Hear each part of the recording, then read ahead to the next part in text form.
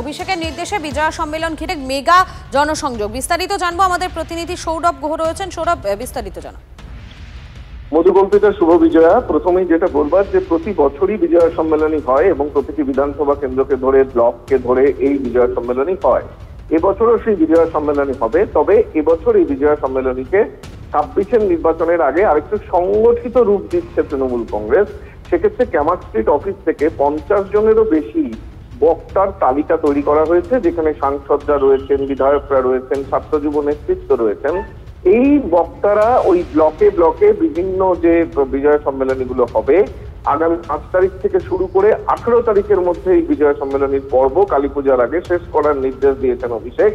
এবং সেইটাই সেক্ষেত্রে ওই 50 জনেরও বেশি যে বক্তার তালিকা, তারা এই বিজয় সম্মেলনীগুলোতে যাবেন এবং স্বাভাবিকভাবে একটা জনসংযোগের প্রস্তুতি নিচ্ছে তৃণমূল। একেবারে সৌরভ, তুমি আমাদের সঙ্গে থাকো। আরো একটি আপডেট আপনাদেরকে জানিয়ে রাখি, আগামী 13ই অক্টোবর ডায়মন্ড হারবার লোকসভা কেন্দ্রে বিজয়া সম্মেলন। আমতলায় দলের বিজয় সম্মেলনে যোগ দিচ্ছেন অভিষেক বন্দ্যোপাধ্যায়। বিস্তারিত জানবো সৌরভের কাছ থেকে। সৌরভ, একেবারেই দেখো, সব রাজ্য জুড়ে যেমন বিজয় সম্মেলন হচ্ছে, ঠিক তেমনি ভাবে তৃণমূল কংগ্রেসের সেকেন্ড ইন কমান্ড অভিষেক বন্দ্যোপাধ্যায়ের লোকসভা কেন্দ্র ডায়মন্ড হারবার, সেখানেও কিন্তু বিজয় সম্মেলনী হবে। সেই বিজয় সম্মেলনী হবে আগামী 13ই অক্টোবর এবং